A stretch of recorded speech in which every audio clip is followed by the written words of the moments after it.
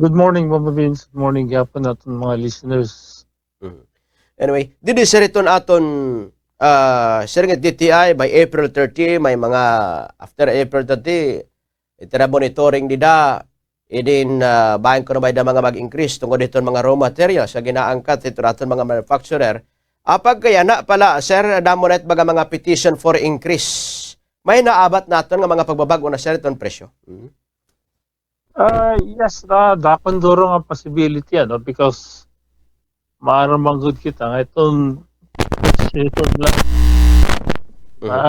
dakon duro ang ginaminto. Kumbaga halos nag times 3 na itong presyo merkado.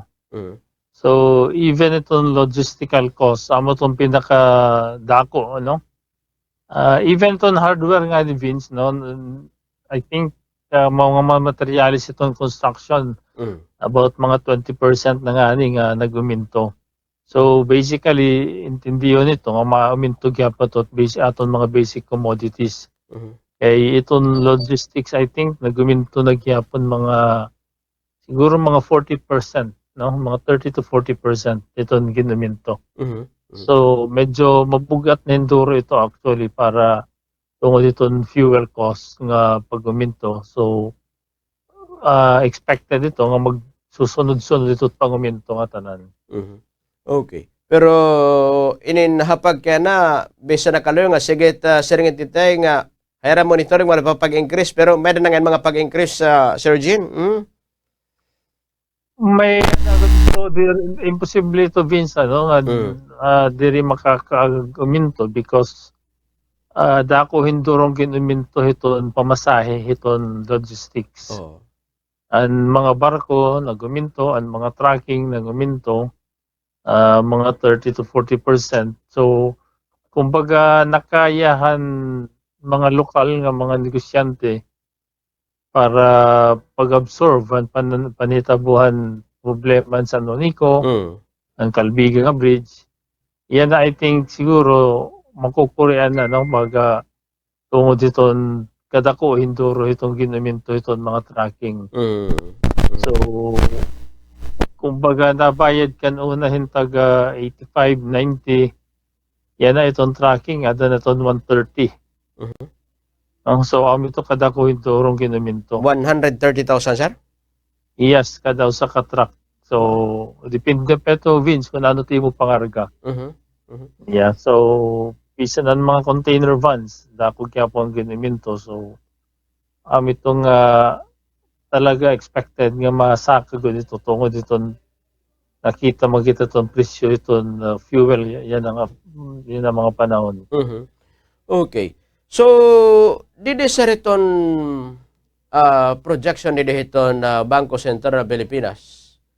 Bahin ko na mabutin 5 to 6% iton inflation rate iton yan nga 2026. Ano itong kinikita ni sir? Dako hinduro possibility Vince because nakita natin nga previous inflation is 4.1% from 2.4 to 4.1. Dako hinduro ang dusogan So sa pa man iton inflation may taas nga ni karasingon ito nimo GDP. Ito economic growth nimo mahamubo. So dako hinduro nga chance nga tungod dito panitabuyan ang dako hinduro ton presyo iton lana mangunguminto nga tanan pag uminto nga ni nga tanan tendency na iguton inflation kay dako hinduro nga factor iton fuel para iton inflationary naton. So chances are once manguminto nga ni gyapon iton fuel mangunguminto iton papliton mangunguminto gyapon mo pingani nga bagas man ang pasahe wala pagod mga minto. So umuminto pa nga ni pasahe dako gyapon hinduro itong factor. That's why tama gyapon binubuhat ito naton gobyerno nga targeted iton panahatag. However, hopefully mas may pa maging mauro pa isa nga proseso when in fact natong provincial government Governor Ikot na nag-sit in inihan namon board meeting last Tuesday pan PCCI ang kinkaustoryahan naton kung pati unan no, mga magkamayada mas maoro pa'y epektibo nga panhatag in ayuda para mga tugod talaga iton intended iton fuel nga pagkakagastusan pamayada man panhatag. So ito nga iging karustoryahan ini kung paniwanan at maupay nga bagang mga pamaagi. Okay.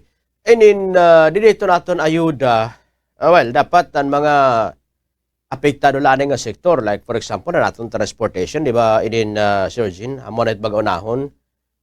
Yes, dapat unta, no? Ang ayuda is intended parang transport sector.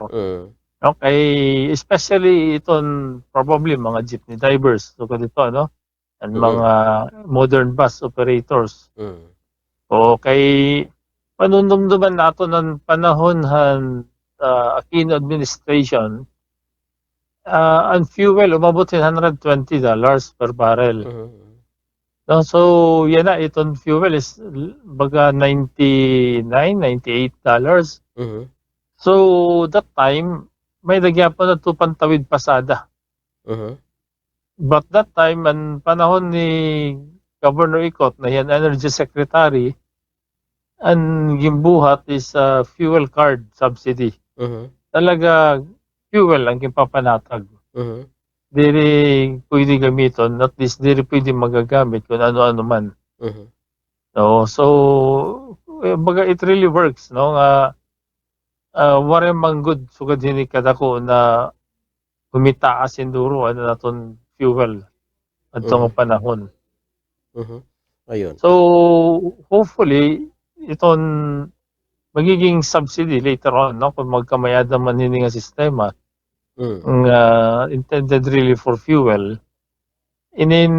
Para magpadayong gyapon iton mga operators or mga drivers magpasada. Because amo maguro itong problema itong presyo. But it doesn't mean nga kung amo initon eksakto na magiging solusyon, no? Kay ayuda la ini Vince, no, para sa pamambaga pagtapo hiton presyo, hiton diferensya itong presyo nga for menos itong driver pag-uuli nga ito tagsa-tagsa nga pamilya may masusubra pa. No, but diri karusingon nga aminit 100% nga magiging solusyon para hiton problema. Iton ayuda sa paman mga temporary relief leto para iton mga drivers magkakamayad gyapon mga talagudti nga maidudugang itira tagsa-tagsa nga pag take home pay. Okay. Kinikita na ba natin at purchasing power kapag ganito natin mga katawhan, mga monopyo? Linmuya god, Sir Eugene? O kabis ka na downtown, usahay, weekdays pala, pero baga na Domingo. Mamingawit ka kalsadahan, it's because talaga nakikita nato na abot itong tao itong presyo itong fuel, no? Itong talaga nagmimingaw. Well, going to itong purchasing power itong tao, diri pagad sugad kadako itong kumbaga may increase man, probably diri pangatanan, especially basic commodities. Kasi paman mo kanina, iko-control pat DTI, itong mga application for price increase. May uminto man, but diri pa siguro sugad kadako in terms itong mga basic commodities. But however, sa paman itong construction materials, inaabat na ito actually contractors.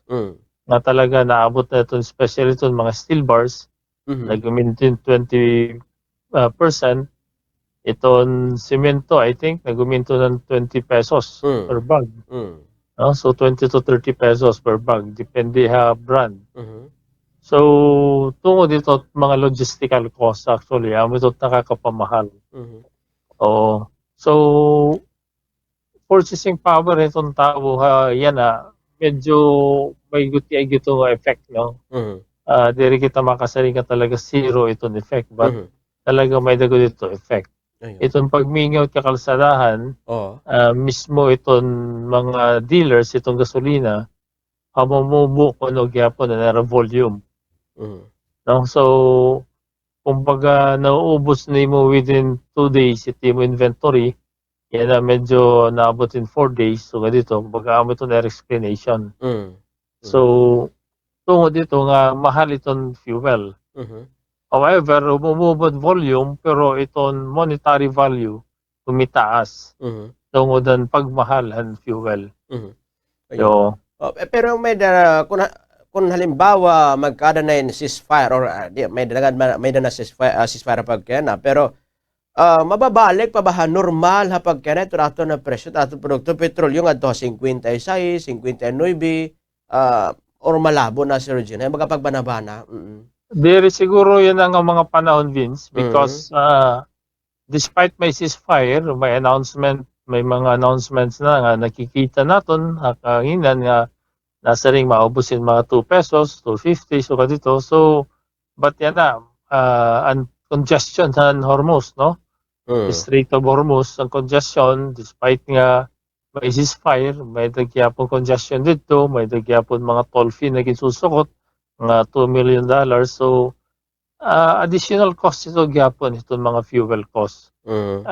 Sugad gyapon to, kung kaya nga diri mabalik dahil yung dali-dali ka normal, that even itong 60 pesos siguro na range because itong maarap kita itong mga countries, no? Kung nain itong damo itong fuel, like ang Saudi Arabia, ang Bahrain, so gimpambombahan ito ang mga linyahan lana. So itong it will really take time to repair. Ang mga barge, yung mga gimpambombahan, no?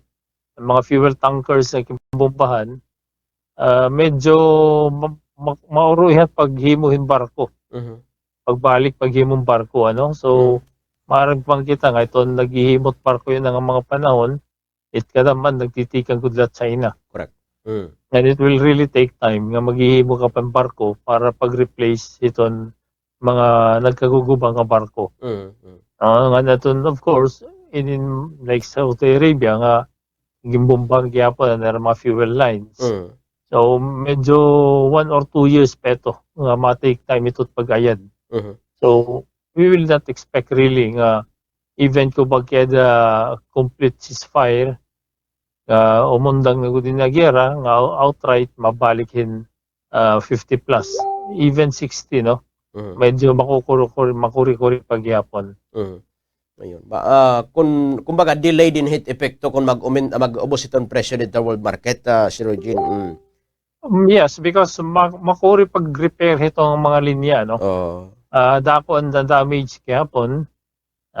Despite nga waray kaubos, pero magre-repair gyapon. So dako nga panahon ita wag kinalanon kay maarap kita iton ini nga mga fuel, no, producing countries like Saudi, iti ba company actually complete shutdown, waray trabaho. But ang mga OFW, based aton sa kuha nga balita, padayon iti rasuldo ko no until December. Yeah, so may mga sugat ito nga mga arrangements itong kumpanya nga nag-stop in operation, pero ang mga tao daw, ang mga sweldo, ang iba may offer until December. So, depende siguro ito sitwasyon. Dinihaton, di rin man magkukos liwatin pag-iba nito natin mga trabahador pag na, Sir Eugene, nga sugat sitwasyon? Well, magpadayon nga itong kamaluya itong pagpakabuhi.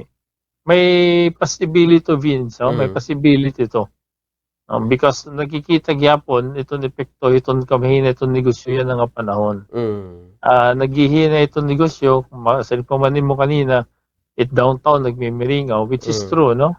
Even at 6 o'clock, makita nimo halos nagmimiringaw at kalsada na. Oo, haluwag na because kulang nitong sarakyan nga na biyahe. Dati, Sir Eugene, kasi nakabisita ko yung downtown in mga pasado alas 6. Dati di rito alas 6 na mamagsarit mga establishment. Onward pa ito, sugad? May mga iba, yes. Until 7 na iba, may iba 6:30. Ang iba may dalawa until 6 la. So, depende ano. But probably iti ba tungod ka mahinay, nasarahin sa'yo. Pero dati diri sugad si Regine, mga unang mga panahon. May mga iba la, Vince, Oo. no? Baga diri good damo ito nagsisira earlier, no? But syempre, magka-cut on cost ka because syempre may ka electricity cost. Correct. Oo. So kailan ibanan nimo timo time of ito operation kung mamingaw itong negosyo. Anyway. So, Jin, nakalabay nga mga adlaw, anunsyo to ito the City Government of Tacloban nga magkaadahin pag-two-way hiton pirang kakarsadahan sulod hiton inin kakarsadahan hit Rizal, Rizal Justice, Avenida ngan Real. Ang mga sulga karsada like Gomez Zamora, Burgos, ng pira pa karsada pud ganin Juan Luna. Yan na waray padayon kay bayan ko no maka-koslugod baga sugad nga traffic. Pero postpone lang gamit nga termino, posible mahibalik dependent baga pag-aram hiton inin syudad iton Tacloban. Ano ito mga kinikita hinin nga inin tindog si Regine? Well, hopefully na sa rin pa man diri igpadayon, no, because kita business sector chamber king kaurustoryahan nato nito ko na ito magiging negative effect. Sa rin pa man nimo talaga it will really cause itong traffic.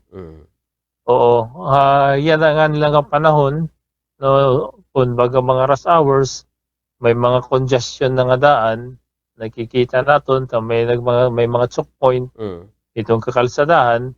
Talaga kung two-way, really makaka-cause good ito hinta ko nga traffic. Magkakadako nga problema itong kakalsadahan natin din, especially nga itaton kakalsadahan, waray kita magdugang hit kadagkot kalsada. Waray natong pandugang itatong kalsada, pati itong sarakyan, nagtitikada mo. No, so meaning kung yan na may nakita one way nga nagkakamay na traffic, how much more kung two-way naton. Yes.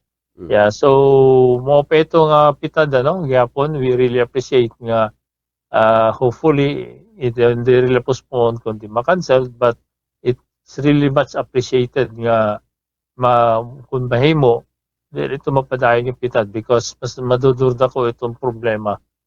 Anyway, itong magsayang pamakan ka ni Vince nga may nga ni congestion, may traffic. Itong imo fuel it pag hinurat sa traffic actually, it's additional cost. Correct. Oo, mas dako ito nimo oras ito nabala, additional cost gyapon ito. No? So although sinisiring pa man time is precious. No, waray presyo ko nitong oras gyapon. So, mas muro mahal ito na oras nga nawawara actually para ito usa nga nagbibiyahe. So, maupa ito nga pitad nga policing pa man status ko diri ana igpadayon ito nga pag-two-way. Okay. Kung igto two-way man, dapat ito wala tuo, waray nakaparada, di ba, Sir Eugene? Tinuod, maalakbatang gyapon itong mga tindahan, dini nga tanan, So, sa pa man diri la itong kalsada nga igtutuwi at maalakbatan, kundi nga tanan ito because domino effect ito.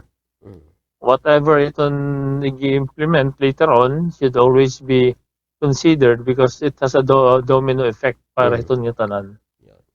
Anyway, inin baga makuan inin mapay kon mga diri la postponed inin cancel na god dida kay total nahigaraan naman dida pa Sir Eugene, no? Ito naton mga kabugtan especially naton mga motorista. Yes, sana Vince talaga singko man permanently singko man i-cancel dala ito plano because it's really gonna take dako hinduro ito, it's a 360 effect ito. Para ito naton traffic din sa syudad. Kay singko pa man itatong kalsada wari dumako. Wari madugang yan natong kalsada kundi auto dagtikada mo hinduro. No, so halos nagdubli na ito auto din itaton kakalsadahan. So amit ito nga talaga singko man magiging mahuot ituro. Anyway, atag-atigan mo, minsan nga dito natin mga kabugtuan, yan na hining kakatubang natin nga inin problema. Guide, Sir Eugene. Well, sari pa man aton sa tatanan siguro, naabat kita ni ultimate mga negosyante, no? dako gud induro tinaabat ini nga problema naton nga tanan ini nga pagtag fuel crisis and energy crisis. So kinahanglan na siguro aton tagsa-tagsa nga kalugaringon nga personal na siguro nga mga magtitipid-tipid anay nga panahon. Because maaram kita diri kita maaram kung kutob binisan o nga problema hining pagbinumintuhon itong fuel. O hopefully sa paman bisan ito ti kusyente naglalaom kita nga ining aton kabutangan niya na magkamayada na unta sa paman kahimyang ito naton kalibutan para gihapon nga tanan diri malakbatan. So damo salamat Vince mo pingaga.